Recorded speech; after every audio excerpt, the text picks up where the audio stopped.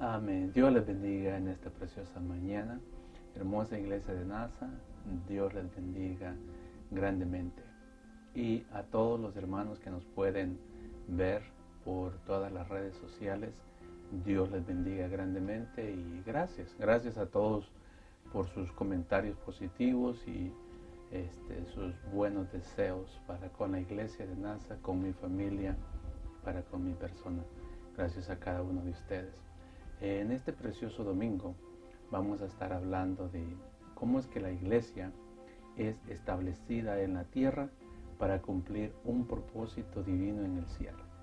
¿Okay? O sea, cómo la iglesia es establecida en la tierra para cumplir un propósito divino en el cielo, que es un concepto que debemos de entender. Amén. Así que en esta mañana vamos a estar hablando de eso. Lo segundo que vamos a estar hablando es cómo es que el misterio, o sea, este misterio, hablando de la iglesia, fue escondido de los profetas, pero revelado a los apóstoles. ¿Okay? Y lo tercero, vamos a estar hablando cómo es que el tiempo de la iglesia le pone una pausa al plan de Dios con Israel aquí en la tierra. ¿Okay? So, quiero repetirles, vamos a estar hablando acerca de cómo la iglesia es establecida en la tierra con un propósito divino en el cielo, cómo es que este misterio, o sea, el tiempo de la iglesia, fue escondido de los profetas, pero fue revelado a los apóstoles, y cómo es que el tiempo de la iglesia le pone una pausa al plan de Dios con Israel aquí en la tierra. Amén. Ahora quiero, para comenzar, leer en el libro de Romanos, en el capítulo 11, versículo 25. Dice de la siguiente manera: porque no quiero, hermanos, que ignoréis este misterio. Note que les llama misterio. No quiero que ignoréis este misterio, para que no seáis arrogantes en cuanto a vosotros mismos, que ha acontecido a Israel, que endureciendo en parte, o sea, no todos los judíos han rechazado, pero endureciendo en parte, hasta que haya entrado la plenitud de los gentiles, hasta que haya entrado la plenitud de los gentiles. Y luego todo Israel será salvo, como está escrito: vendrá de Sión el libertador, que apartará de Jacob la impiedad, y este será mi pacto con ellos cuando yo quite sus pecados. Vamos a usar este versículo como una base fundamental y vamos a estar analizando más adelante a lo que se refiere cuando entre la plenitud de los gentiles y entonces todo Israel será salvo. Para darnos una idea, que la iglesia, cuando uso los términos que era un misterio, que ahora ha sido revelado, es exactamente eso. ¿Okay? Entonces, para comenzar, recordemos que el pueblo de Israel tiene pactos y promesas de Dios que todavía tienen que cumplirse. Israel tiene promesas de restauración. ¿Okay? El tercer templo tiene que ser reconstruido o construido, y ellos ya añoran el reino milenial, aunque tengan que pasar por una gran tribulación, están añorando ese tiempo. ¿Okay? Y el Señor no miente, y el pueblo de Israel verá todas esas profecías cumplidas. Amén. Así que ya sabemos que dentro de las 69 semanas que hablaba Daniel, el Mesías iba a ser muerto, y que en la última semana de Daniel sucederá después del rapto, que sucede después del rapto, entonces ellos van a ver muchas de estas profecías cumplidas. Para entender un poco de esto, pues va a tener que mirar el video previo de las 70 semanas de Daniel, ¿ok? Entonces, al entender estas cosas, ¿ok? Vamos a entender algunos puntos. Entonces, antes de comenzar esta mañana, bajo este tema, quiero hablar bajo el tema el tiempo de la iglesia. Vamos a llamarle de esa manera, el tiempo de la iglesia.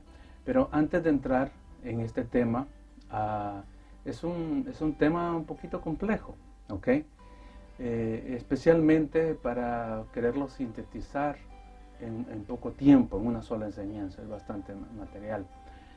Pero para entenderlo hay ciertos términos y unos conceptos que tienen que estar claros, ¿okay? O que por lo menos tengan una idea de lo que significan antes que podamos entender cómo nace, cómo se establece y cuánto tiempo dura la iglesia en la tierra. ¿Okay? Entonces, para entender estas cosas y el misterio y el tiempo de la iglesia, tenemos que entender estos conceptos. ¿Okay? El primer concepto de los que vamos a hablar es la palabra dispensación. Se ha usado en la teología la palabra dispensación. ¿Okay? Y usted lo puede ver. Le he llamado al tema el tiempo de la iglesia. Podría haberle llamado la dispensación de la iglesia o la dispensación de la gracia. Pero la palabra dispensación en el uso teológico moderno, el término es como, entre comillas, es un periodo de tiempo durante el cual se prueba al hombre con respecto a la obediencia a una revelación específica de la voluntad de Dios. ¿Okay? Entonces, de acuerdo al Dr. Scarfield. Entonces, ahora, ¿qué significa eso en palabras simples? Bueno, si lo simplificamos, es simplemente un periodo de tiempo determinado por el cual Dios trata con el hombre. Cuando Él estaba tratando con Adán, trataba diferente que cuando trató en el tiempo de Noé. Cuando trató en el tiempo de Noé, trata diferente que en el tiempo de Moisés. Y ahora que está con la iglesia va a tratar diferente. Entonces, muchos le llaman la dispensación de la conciencia, de la inocencia, de la conciencia, del reino, de la ley. Bueno, entonces, pero en este caso, vamos a simplificarlo. La dispensación es simplemente un tiempo, ¿ok? Cuando nace y termina la iglesia, ¿ok? Entonces, cuando digo la palabra dispensación de la iglesia o dispensación de la gracia, por este estudio me refiero al periodo de tiempo cuando nace y cuando termina la iglesia, ¿ok? Simplemente así. Ahora, el segundo término que me gustaría tocar, que quede claro, es la ley y la gracia. ¿Okay? Cuando hablamos de ley y gracia, es importante reconocer estos términos. ¿Okay? Vamos a hablar de la ley del Antiguo Testamento o la gracia en el Nuevo Testamento. En el libro de Juan, capítulo 1, 16 al 17, dice, porque de su plenitud tomamos todos, y gracias sobre gracia. Pues la ley por medio de Moisés fue dada, pero la gracia y la verdad vinieron por medio de Jesucristo. Eso nos da a entender que hay una diferencia. Y no es casualidad que en el gráfico que le muestre, hay una diferencia donde está la cruz del Calvario y adelante dice gracia, y la cruz para atrás dice la ley. Y vamos a leer algunos versículos para que ya de una vez vaya quedando claro esto, porque hay una diferencia de la ley y la gracia. Entonces, por eso le digo que no es una casualidad que lo esté dividiendo aquí en el gráfico. Bueno, vamos nosotros a notar en Hebreos, ¿ok? Hebreos 8. Voy a leerle ciertos versículos para que nosotros vayamos notando lo que dice, y voy a leer Hebreos 8, 6 al 13. Dice, pero ahora tanto mejor ministerio es el suyo, cuanto es mediador de un mejor pacto establecido sobre mejores promesas. Porque si aquel primero hubiera sido sin defecto, ciertamente no se hubiera procurado lugar para el segundo. Porque reprendiéndolos dice, he aquí vienen días, dice el Señor, en que estableceré con la casa de Israel y la casa de Judá un nuevo pacto. Y como el pacto que hice con sus padres, el día que los tomé de la mano para sacarlos de la tierra de Egipto, porque ellos no permanecieron en mi pacto, y yo me desatendí de ellos, dice el Señor. Por lo cual este es el pacto que haré con la casa de Israel después de aquellos días, dice el Señor. Pondré mis leyes en la mente de ellos, y sobre sus corazones las escribiré, y seré a ellos por Dios, y ellos me serán a mí por pueblo. Y ninguno enseñará a su prójimo, ni ninguno a su hermano, diciendo conoce al Señor, porque todos me conocerán, desde el menor hasta el mayor de ellos, porque seré propicio a sus injusticias, y nunca más me acordaré de sus pecados y de sus iniquidades. Y el decir nuevo pacto ha dado por viejo el primero, y lo que se da por viejo se envejece y está próximo a desaparecer.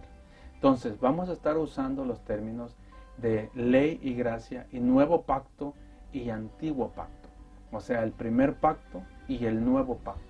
Entonces estas son unas similitudes, como decir el Antiguo Testamento y el Nuevo Testamento. El antiguo pacto o el pacto mesiánico y el nuevo pacto. Para poner otra base bíblica, Hebreos 9 dice: ahora bien, aún el primer pacto tenía ordenanza de culto y un santuario terrenal. Ahora, continuando la lectura, dice: porque el tabernáculo estaba dispuesto así. En la primera parte, llamada el lugar santo, estaban el candelabro, la mesa y los panes de la propiciación.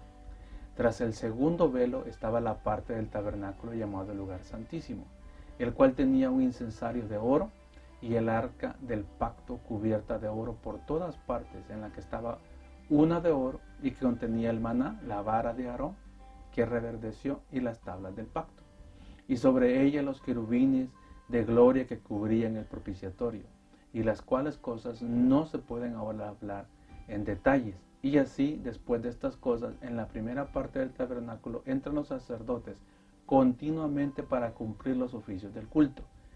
Pero en la segunda parte, solo el sumo sacerdote una vez al año, no sin sangre, la cual se ofrece por sí mismo y por los pecados de ignorancia del pueblo, dando el Espíritu Santo a entender con esto que aún no se había manifestado el camino al lugar santísimo, entre tanto que la primera parte del tabernáculo estuviese en pie, lo cual es símbolo para el tiempo presente, según el cual se presentan ofrendas y sacrificios que no pueden hacer perfecto en cuanto a la conciencia al que practica este culto, ya que consiste solo de comidas y bebidas, de diversas aflicciones y ordenanzas acerca de la carne, impuestas hasta el tiempo de reformar las cosas.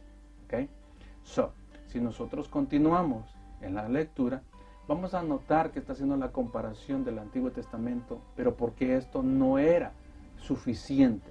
Sigue diciendo en el versículo 11, pero estando ya presente Cristo, sumo sacerdote de los bienes venideros, por el más amplio y más perfecto tabernáculo, no hecho de manos, es decir, no de esta creación, y no por sangre de machos cabríos ni de becerros, sino por su propia sangre, entró una vez y para siempre en el lugar santísimo, habiendo obtenido eterna redención. Porque si la sangre de los toros y de los machos cabríos y las cenizas de las becerras rociadas a los inmundos santifican para la purificación de la carne, se la pregunta, ¿cuánto más la sangre de Cristo, el cual mediante el Espíritu Eterno se ofreció a sí mismo, sin mancha a Dios, limpiará vuestras conciencias de obras muertas para que sirváis al Dios vivo? Así que por eso es mediador de un nuevo pacto, para que interviniendo muerte para la remisión de las transgresiones que había bajo el primer pacto, los llamados reciban las promesas de la herencia eterna. Porque donde hay testamento, es necesario que intervenga muerte del testador, porque el testamento con la muerte se confirma, pues no es válido entre tanto que el testador vive, de donde ni aun el primer pacto fue instituido sin sangre, porque habiendo anunciado a Moisés todos los mandamientos de la ley a todo el pueblo, como la sangre de los becerros y de los machos cabrillos con agua, lana escarlata de hisopo y rocío, él mismo libró también a todo el pueblo, diciendo: esta es la sangre del pacto que Dios os ha dado. Ahora, note bien, terminamos con esto. Sé que la lectura continúa y es a muchas ocasiones sentimos, ¿no?, que es bastante, pero quiero que quede claro la diferencia entre el Antiguo Pacto, el Nuevo Pacto, el Antiguo Testamento, el Nuevo Testamento. ¿Por qué? Porque es bíblico, ¿ok? Y quiero que entiendan esos conceptos. Voy a terminar leyendo en el versículo 21. Tenga esa paciencia, ponga atención. Versículo 21 de Hebreos 9 dice: y además de esto, roció también con la sangre el tabernáculo y todos los vasos del ministerio. Y casi todo es purificado según la ley con sangre, y sin derramamiento de sangre no se hace remisión. El sacrificio de Cristo quita el pecado. Fue pues necesario que las figuras de las cosas celestiales fueran purificadas así, pero las cosas celestiales mismas son mejores sacrificios que esto, porque no entró Cristo en el santuario hecho de mano, figura del verdadero, sino en el cielo mismo, para presentarse ahora por nosotros ante Dios. Y no para ofrecerse muchas veces, como entra el sumo sacerdote en el lugar santísimo cada año con sangre ajena. De otra manera, lo hubiera sido necesario padecer muchas veces desde el principio del mundo, pero ahora, en la consumación de los siglos, se presentó una vez y para siempre por el sacrificio de sí mismo para quitar de en medio el pecado. Y de la manera que está establecido para los hombres que mueran una vez y después de esto el juicio, así también Cristo fue ofrecido una sola vez para llevar el pecado de muchos, y aparecerá por segunda vez sin relación con el pecado para salvar a los que le esperan.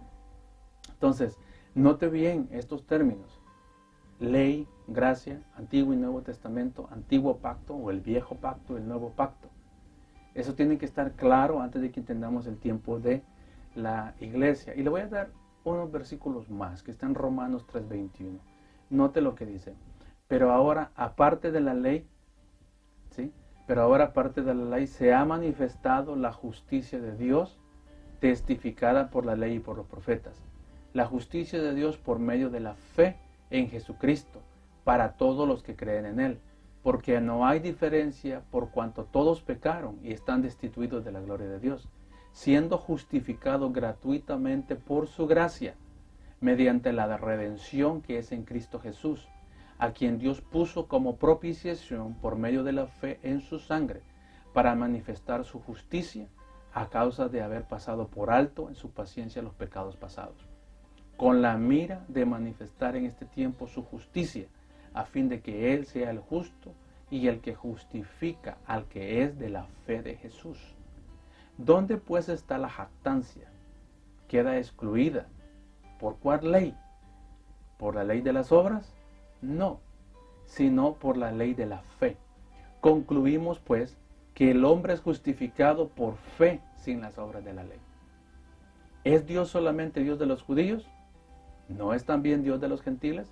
Ciertamente, también de los gentiles, porque Dios es uno, y Él justificará por la fe a los de la circuncisión, por medio de la fe, a los de la incircuncisión. Luego, por la fe, ¿invalidamos la ley? En ninguna manera, sino que venimos y confirmamos esa ley. Ahora, miramos nosotros, como Romanos 6:14 dice, porque el pecado no se enseñoreará de vosotros, pues no estás bajo la ley, ¿okay?, sino bajo la gracia. Entonces, cuando hablamos de Romanos 6:14 y dice, porque el pecado no se va a enseñorear más de nosotros, porque no estamos bajo la ley, sino bajo la gracia, ahí va quedando claro estos términos que quiero que comprendan. Ley, Antiguo Testamento, Viejo Pacto, o el Pacto Mosaico, o el Primer Pacto, y después de la muerte de Cristo, la gracia, el Nuevo Testamento, o el Nuevo Pacto. ¿Okay? Hay una diferencia. Ahora, otro término que es muy importante, y estamos leyendo bastante, y tengan paciencia, pero gracias a Dios, pues es un video, así que puede pausarlo cuando se sienta cansado, revisarlo.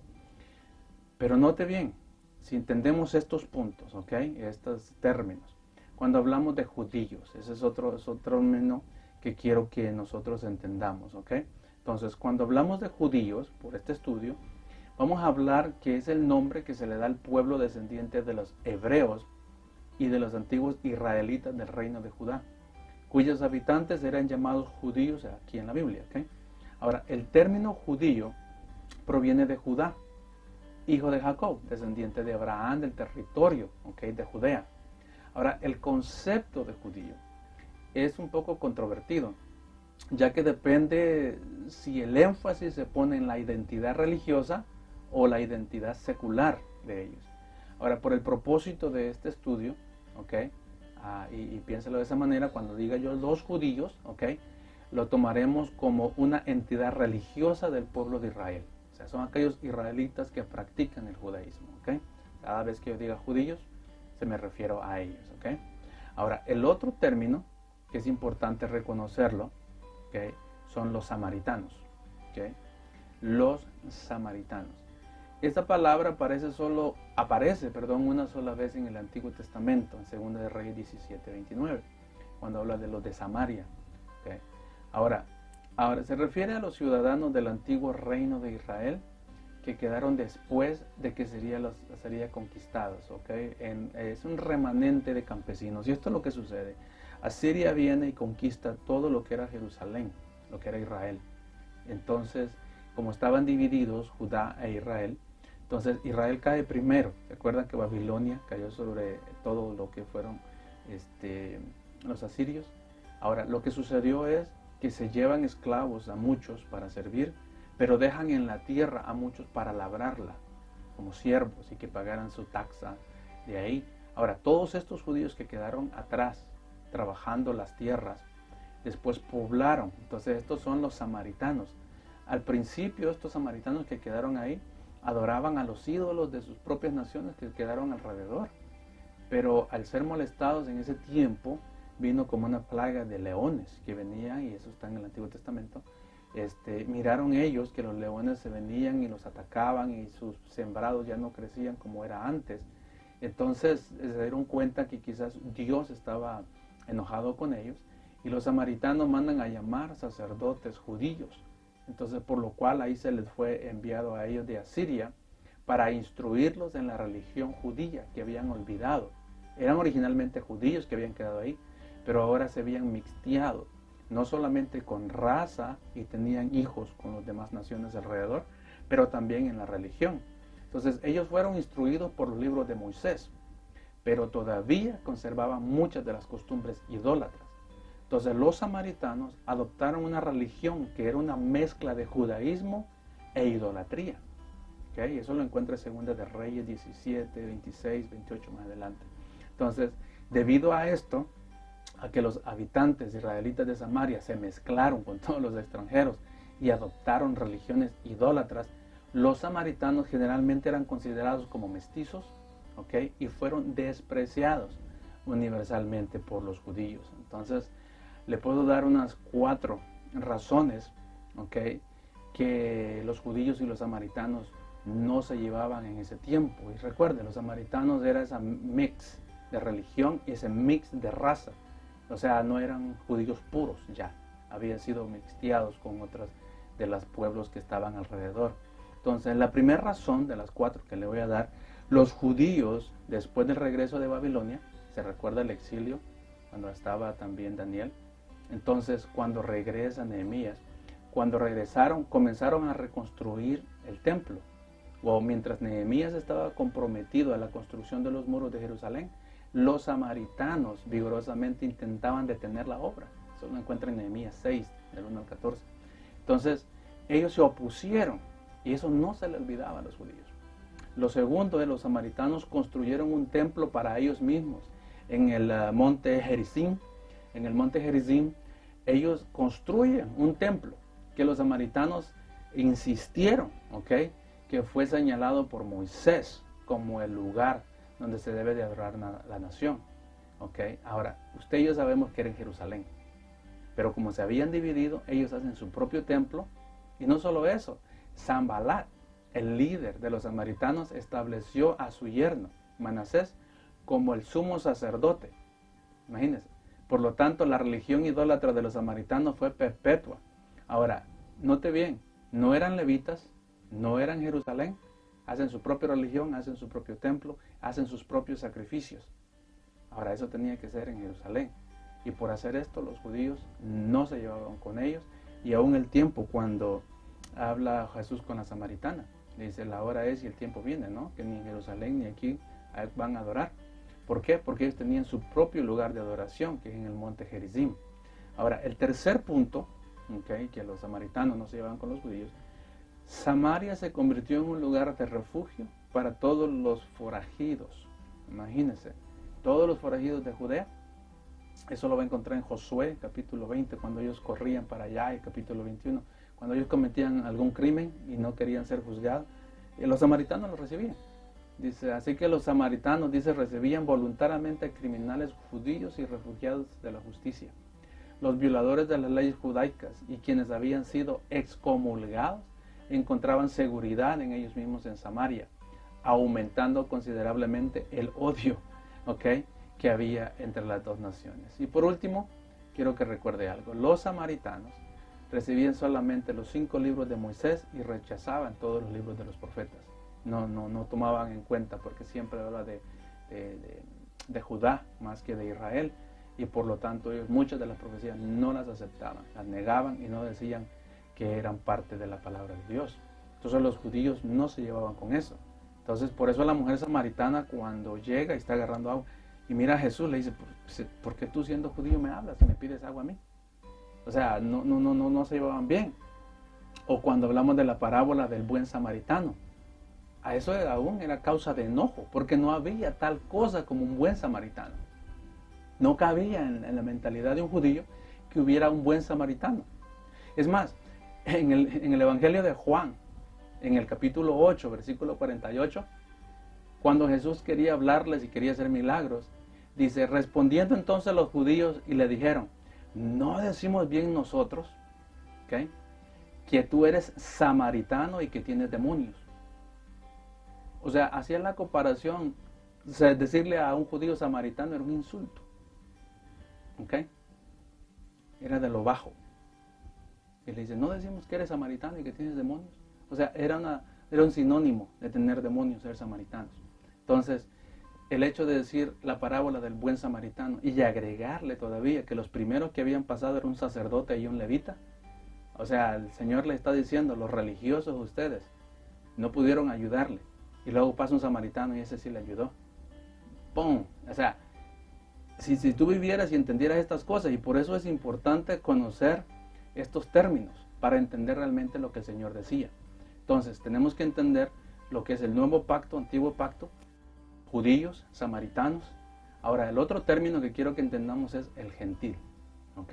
Entonces, vamos a ir avanzando porque el tiempo pasa. Entonces, la otra es el gentil. Ahora, ¿quiénes eran los gentiles? En términos gramaticales, tú puedes buscar la definición y vas a encontrar que dice alguien que es amable o es atento, que es gentil, ¿ok? Pero en términos teológicos, el significado bíblico, ¿ok?, de gentil se refiere a la persona no judía. Básicamente alguien que no es judío y no es samaritano, sino que es un pagano o un extranjero, alguien que está ajeno a los pactos de la ley de Dios, ¿ok? Entonces, cuando miramos esto como un ejemplo que te puedo dar, de los gentiles, son como los griegos y los romanos, ¿ok? Los griegos y los romanos tenían una gran influencia en Jerusalén, ya que habían gobernado y habían contaminado con sus creencias politeístas toda la región. No era raro que a un idólatra, o sea, una persona que adora estatuas de deidades o multiplicidad de dioses o dioses, se le llamara gentil. Por el simple hecho de adorar imágenes ya se le llamaba gentil, pero dentro del concepto judío era porque eran idólatras, ¿okay? Ahora, los judíos siempre, y por eso era una forma bien fácil de ellos reconocer a alguien que no era judío. ¿Por qué? Porque no guardaban la ley, no guardaba el sábado, no guardaba las leyes de la Torá. Pero algo bien fácil que ellos miraban es que los judíos siempre adoraban una deidad masculina, o sea, a Dios, y no una deidad femenina. Entonces, esta fue introducida por las religiones de los gentiles, o sea, los paganos, los que no eran judíos, los extranjeros. Ahora, por este estudio, vamos a usar el término gentil, vamos a usar el término gentil solo en referencia a los no judíos, ¿ok? No nos vamos a referir que simplemente eran paganos, pero en este caso, para entender el tiempo de la iglesia, cada vez que que el apóstol Pablo, o miramos el término gentil, se está refiriendo al que no es judío, ¿ok? Ahora, el otro término, para que vayamos quedando ya, y voy terminando ya con los términos, es la palabra iglesia, ¿ok?, o cristianos. Iglesia, ¿alright? Ya sé que todos decimos: oh, somos la iglesia del Señor, pero a esto se denomina el conjunto de fieles, todos los hermanos que somos, ¿verdad?, de una misma fe y que celebramos la misma doctrina religiosa, ¿okay? Cuando nos juntamos decimos: somos la iglesia. Ahora, también nos referimos al edificio donde consagramos para celebrarle a Dios culto, y que ahí le adoramos y le bendecimos, ¿ok? Pero para el término de este estudio, cuando me refiero a la iglesia, es el grupo de fieles, de creyentes, aquellos que hemos sido redimidos por la sangre de Cristo, aquellos que nos hemos arrepentido de nuestros pecados y hemos aceptado al Señor Jesucristo como nuestro único Salvador, la iglesia del Señor, ¿ok? Y el último término que vamos a hablar es los cristianos. En el libro de los Hechos, en capítulo 11, versículo 26, ahí eso encontramos ese término. Dice, y se congregaron ahí todo un año con la iglesia, y enseñaron a mucha gente, y a los discípulos se les llamó cristianos por primera vez en Antioquía. ¿Okay? Ahora, cuando hablaban de cristiano, realmente se referían imitador de Cristo, básicamente es lo que significa. Cristiano es Christ-like, alguien que se actúa como Cristo, habla como Cristo, sigue las creencias del Señor Jesucristo. Entonces, ya teniendo estos términos claros, gracia y ley, Antiguo Testamento, Nuevo Testamento, el Viejo Pacto, el Nuevo Pacto, judíos, samaritanos, gentiles, iglesia o cristianos. Ahora, tenemos que entender bien, y por eso le voy a mostrar el gráfico, para que cuando miremos acá, antes de la cruz, usted va a ver muchos judíos, va a ver el primer pacto, el pacto mosaico, el Viejo Pacto, el Antiguo Testamento o la ley. Después de la cruz del Calvario, después de su muerte, miramos la iglesia, los cristianos, pero también ahí vamos a ver los judíos, samaritanos y gentiles. Y vemos el nuevo pacto, cuando el Señor dijo, este es la sangre del nuevo pacto, esta es mi carne y sangre por el nuevo pacto. Entonces lo miramos, que es el Nuevo Testamento o es bajo la gracia. ¿Por qué es importante entender esto? Porque si no hacemos la división del Antiguo y el Nuevo Testamento, o no entendemos realmente cuándo empieza la gracia, cuándo empieza el tiempo de la iglesia o el tiempo de la gracia, vamos a tener problemas. ¿Okay? ¿Por qué? En 1 Timoteo 2.15, okay, escúcheme, 1 Timoteo 2.15, se procura con diligencia presentarte a Dios aprobado, como obrero que no tiene de qué avergonzarse y que usa bien la palabra de verdad. Ok, hemos aprendido este versículo y lo han visto en el Instituto Bíblico, porque era el lema, okay, que usamos en el instituto, era el fin. Entonces, pero dice, procura con diligencia presentarte ante Dios aprobado, como obrero que no tiene de qué avergonzarse y que usa bien la palabra de verdad. Pero cuando dice que usa bien, en español tenemos el concepto de decir que he mastered, que él ha perfeccionado, que sabe cómo aplicarla apropiadamente.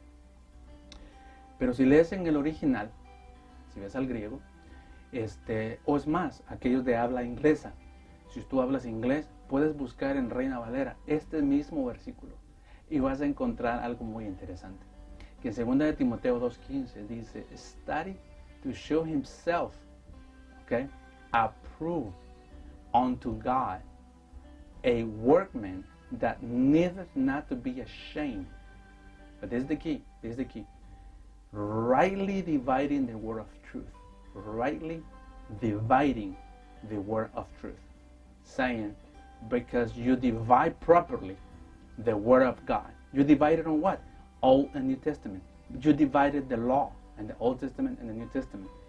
¿Qué significa si yo traduzco ese versículo del inglés al español palabra por palabra? Diría que procura con diligencia presentarte a Dios aprobado, como obrero que no tiene que avergonzarse y que divide bien, o sea, y que aplica bien la palabra de verdad. Pero la que la divide bien, o que la aplica bien, o que la usa bien, se está refiriendo que si no la sabes usar, y si agarras los versículos así, sin analizarlos, vas a tener un problema. ¿Por qué? Porque la Biblia todavía dice que hay que guardar el sábado, que hay que guardar una dieta alimenticia, que no se puede usar ciertas telas o tipo de ropa. Todavía manda a llevar sacrificios al templo o al tabernáculo, guardar las fiestas solemnes. Hay en la Biblia un sistema de sacrificios personales que tienes que hacer, una serie de ayunos que se deben de hacer, y esos versículos que aparentemente, si no los pones apropiadamente, van a contradecir otros versículos que están en el Nuevo Testamento. Y de ahí, de la interpretación en donde nacen algunas religiones o algunos conceptos erróneos de la palabra del Señor. La clave está en saber que el Antiguo Testamento trata con los judíos y sus pactos, Y el Nuevo Testamento trata con los creyentes en Jesucristo y el nuevo pacto. ¿Y cómo se aplica? Por eso el libro de Hebreos lo leía al principio para hablar del nuevo pacto. Por eso que cuando leíamos Hebreos 9, te lo garantizo, vuélvelo a leer, léelo despacio, analízalo bien. Si no estás convencido, ¿ok? Realmente cómo que eso trabaja, tienes que hacerlo. Por eso algunos todavía guardan algunos días que tienen que santificarlos. Algunas comidas no las puedo comer. Tengo que hacer ciertas cosas. Porque no han dividido. You haven't rightly divided. No has dividido correctamente la palabra de verdad. ¿Por qué dice? Preséntate aprobado, que no tiene de qué avergonzarse. Cuando miramos como obrero que no tiene que avergonzarse, no vamos a ser avergonzados por nadie, porque de repente presentamos un versículo y dice, pero mira, aquí está otro, porque aquí se contradice. Y somos avergonzados y no sabemos aplicarla. But the word, por la palabra dice, you shall not be ashamed, because you rightly dividing the word of truth. ¿Sí?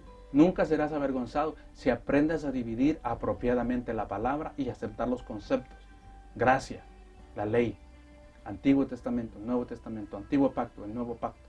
Tenemos que entender que la palabra se aplica de una manera, con los judíos, con los samaritanos, con los gentiles. Dios siempre trata de una manera diferente con nosotros y es importante reconocer eso. Así que, ¿qué diríamos? ¿Desecharemos el Antiguo Testamento? De ninguna manera, ya que por medio de él conocemos el carácter y las profecías que nos ha dejado el Señor, que nos ha dejado Dios, para aprender el comportamiento de Israel, para saber qué es lo que le agrada y le desagrada a Dios. Entonces tenemos todas las profecías en el Antiguo Testamento y tenemos el ejemplo de Israel, tenemos el ejemplo de las naciones, cómo ellos ofendían a Dios y cómo agradaban a Dios. Todo eso es un ejemplo para nosotros. El Antiguo Testamento es un tesoro para el cristiano, para el Hijo de Dios. Pero el Nuevo Testamento tenemos que aprender a aplicarlo. Entonces, ahora que hemos entendido estos conceptos, ¿okay? Ya estamos más cerca de entender el tiempo de la iglesia. Vamos a decir que no hemos entrado de lleno todavía al estudio, pero era mi deseo, y es mi deseo, que entendamos estos conceptos, porque de otra manera no vamos a entender qué es lo que está pasando. Ahora, pasando a otro punto, ¿okay? Que es muy importante. Una vez que aprendamos los conceptos, ahora tenemos que aprender qué pasa ahora entonces entre ese puente del Antiguo y Nuevo Testamento. ¿Qué pasa con los evangelios? Miremos qué está sucediendo en los evangelios y vamos a saber ciertas cosas. Cuando miramos los evangelios, te muestro ahora aquí un gráfico. Miremos la fotografía. Nota, ¿okay? Donde miramos las bestias que miraba Daniel y miramos la estatua que vio Nabucodonosor. Ya lo estudiamos en las 70 semanas de Daniel y sabemos que el Mesías nace en el tiempo de la cuarta bestia. Entonces, bajo el imperio de Roma nace el Mesías. Y aquí es donde se tenían que cumplir todas estas profecías. Israel podía saber quién iba a ser el Mesías. Solo tenían que ver las señales. Por ejemplo, Isaías 7:14 dice, por tanto el Señor mismo os dará señal. He aquí que la Virgen concebirá y dará a luz un hijo y llamará su nombre Emmanuel. Una virgen iba a concebir. Por eso miramos que la estrella guió, ¿okay? a los sabios para que ellos llegaran a donde estaba el Señor naciendo. Entonces, ahora, notemos que Mateo 1:22 dice, esto aconteció para que se cumpliese lo dicho por el Señor por medio del profeta, cuando dijo, he aquí una virgen concebirá y dará a luz un hijo, llamará su nombre Emmanuel, que traducido es Dios con nosotros. En Isaías solamente decía Emmanuel, en el Nuevo Testamento, ahora miramos en los evangelios, que esto nos da a entender Emmanuel, Dios con nosotros. Entonces, iba a tener un nacimiento virginal. Tenía que nacer en Belén, ¿okay? La profecía dice, pero tú, oh Belén Éfrata, o Efrata, aunque eres pequeña entre las familias de Judá, de ti me saldrá el que será el gobernante de Israel, cuyo origen es antiguo desde los días hasta la eternidad. Miqueas 5:2. Ahora el cumplimiento en Mateo 2:1 dice, Jesús nació en Belén de Judea en días del rey Herodes, y aquí unos magos vinieron al oriente de Jerusalén. Entonces estamos viendo todas estas profecías que tenían que cumplirse para notar quién era el Mesías, en qué momento iban a ser, qué está sucediendo en los evangelios. Entonces quiero que aprendamos los conceptos y ahora mirando qué está pasando en ese puente, en esa transición de los evangelios, desde que nace el Mesías hasta que Él muere. Hijo de Dios, tenía que ser llamado Hijo de Dios, nacería en Belén, Él va a ser llamado Emmanuel. Cuando dice Hijo de Dios, la profecía dice, yo declararé el decreto. El Señor me ha dicho, tú eres mi hijo y yo te engendré hoy, dice el Salmo 2.7. El cumplimiento es, he aquí, una voz de los cielos decía, este es mi hijo amado en quien tengo complacencia, Mateo 3.17. Vemos el cumplimiento. Dice la profecía que hablaría en parábolas. La profecía dice, abriré mi boca en parábolas, evocaré las cosas escondidas del pasado, Salmo 78.2. El cumplimiento dice, y esto habló Jesús en parábolas a las multitudes, y sin parábolas no les hablaba, de manera que se cumplió lo dicho por medio del profeta, diciendo, abriré mi boca en parábolas, publicaré cosas que han estado ocultas desde la fundación del mundo. Mateo 13, 34 y 35. Entonces miramos estas cosas que están sucediendo. Él está llenando, está llenando todas las profecías del Antiguo Testamento. Pero aún así, los israelitas, los judíos, lo rechazaron. No le voy a dar todos los versículos del rechazo, pero usted lo puede buscar. Va a decir, a lo suyo vino y los suyos no le recibieron. Le odiaron sin causa. Le traicionó su amigo. Fue vendido por 30 monedas de plata. Fue abandonado por sus discípulos. Recibió abandono y burla de su pueblo. Eso es lo que está sucediendo en su vida. Esto es lo que está sucediendo en el tiempo, en los días de su carne. Cuando Emmanuel está caminando acá. A lo suyo vino y los suyos no le recibieron. Ha llenado todas las profecías. Las que le he dado son algunas nada más. Son muchas. Si no me equivoco, son más de 69 profecías que él fue llenando unas por unas y otras más. Ahora note bien. Dice que él fue rechazado por ellos mismos. Pero hay un punto muy importante. Quiero que note que aún cuando estamos hablando aquí, todavía él está tratando con los judíos y todavía estamos en el Antiguo Testamento. Todavía estamos bajo la ley. ¿Ok? So, aún en este momento, cuando Jesús ya está predicando, él ya está teniendo los discípulos, todavía está tratando con los judíos, todavía está en el Antiguo Testamento, en el Antiguo Pacto y todavía está bajo la ley. ¿Okay? En Mateo 10:5 dice, a estos 12 envió Jesús y les dio instrucciones diciendo, por camino de gentiles no vayáis. Ya sabe quiénes son los gentiles ahora, los que no son judíos. Y en ciudades samaritanos no os entréis. ¿Quiénes son los samaritanos? Aquellos que son mitad judíos y mitad gentiles, decirlo de esa manera. ¿Okay? O sea, los no judíos. Entonces noten las instrucciones que el Señor le da a los discípulos cuando los manda por primera vez en Mateo 10, versículo 5. A estos 12 envió Jesús y les dio instrucciones diciendo, por camino de gentiles no vayáis. El evangelio no era para todos, porque iban predicando el reino de los cielos, la restitución. Y dice, y en ciudad de samaritanos no entréis, sino id antes a las ovejas de la casa de Israel. Y yendo, predicad diciendo, el reino de los cielos se ha acercado. Ese era el ministerio, que estaban hablando. Ve, pero no vayan donde los gentiles, ¿ok? No vayan donde los samaritanos. ¿Se acuerda cuando aquella mujer cananea venía detrás de él y decía, Jesús, hijo de David, ten misericordia de mí, mi hija es atormentada por un demonio? Y le dicen a los discípulos, mira, despídela porque da voces detrás de nosotros. Y Jesús se da vuelta y le dice, mujer, no he sido enviado sino a la casa de Israel. Dice, ¿cuándo has visto que el padre de familia le deja dar de comer a sus hijos para darle a los perrillos? Y es ahí donde ella le dice, pero aún los perrillos comen de las migajas que caen de la mesa de su amo. Y el Señor extiende su misericordia y sana a su hija, pero en realidad le dice, yo no he venido para usted, yo he venido para la casa de Israel. Yo no voy a dejar de darle de comer a mis hijos para darle a los perrillos. No voy a dejar de hacerlo a un lado. ¿Por qué? Porque todavía está bajo la ley, todavía estaba bajo el pacto antiguo y no estaba tratando con los gentiles ni con los samaritanos todavía. No está tratando con el resto del mundo, está tratando con su gente. ¿Okay? Ahora, ¿qué sucede? ¿Okay? ¿Qué sucedió? Que no lo aceptaron. No, lo rechazaron y lo mataron. También era parte de la profecía. En Isaías 53 dice, ¿quién ha creído a nuestro anuncio? ¿Y sobre quién se ha manifestado el brazo de Jehová? La primera pregunta, ¿quiénes han creído? No muchos. ¿Ok? ¿Por qué? Porque dice el versículo 2 de Isaías 53, subirá cual renuevo delante de él, y como raíz de tierra seca, no hay parecer en él, ni hermosura. Le veremos más inatractivo para que le deseemos. Despreciado y desechado entre los hombres, varón de dolores, experimentado en quebranto, y como que escondimos el rostro. Fue menospreciado y no lo estimamos.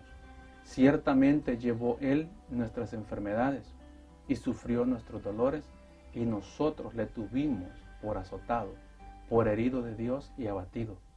Mas él herido fue por nuestras rebeliones, molido por nuestros pecados. El castigo de nuestra paz fue sobre él, por su llaga fuimos nosotros curados. Todos nosotros nos descarriamos como ovejas, cada cual se apartó por su camino, mas Jehová cargó en él el pecado de todos nosotros. Angustiado él y afligido, no abrió su boca.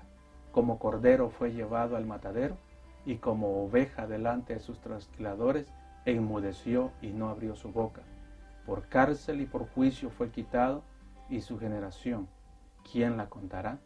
Porque fue cortado de la tierra de los vivientes, y por la rebelión de mi pueblo fue herido, y se dispuso con los impíos su sepultura.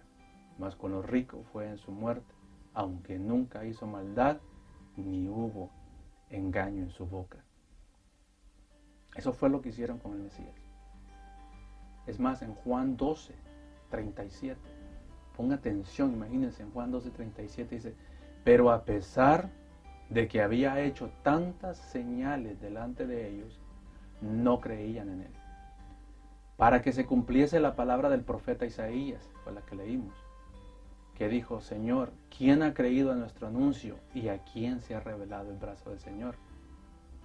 Por esto, y note lo que dice en el 39, por esto, dice, no podían creer, porque también dijo Isaías, cegó los ojos de ellos y endurecieron su corazón, para que no vean con los ojos y entiendan con el corazón y se conviertan y yo los sane.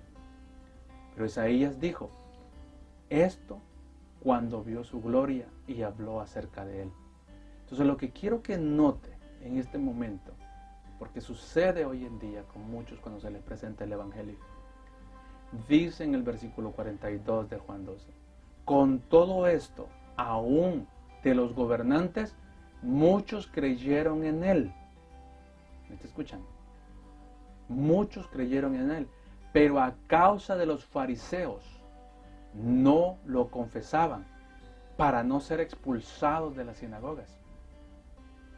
Versículo 43. Porque amaban más la gloria de los hombres que la gloria de Dios. ¿Qué le parece? Es ahí cuando uno llega a la religión. Cuando realmente crees algo por conveniencia. Ahora ellos tenían todas las pruebas delante de ellos. Tenían las pruebas que Él es el Mesías. Tenían las pruebas que Él era el enviado.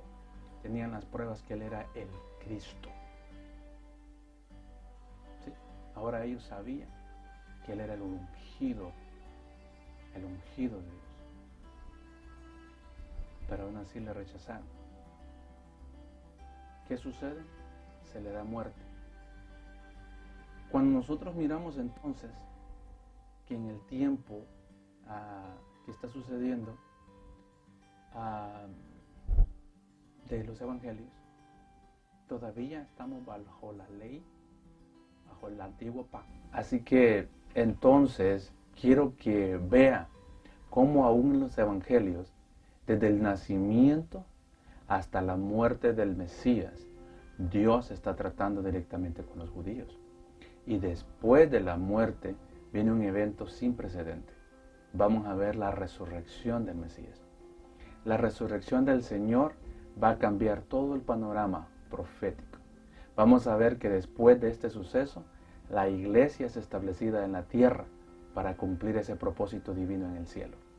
Y el tiempo de la iglesia, vamos a ver cómo el tiempo de la iglesia le pone una pausa al plan que tiene Dios para Israel acá en la tierra. Algo espectacular.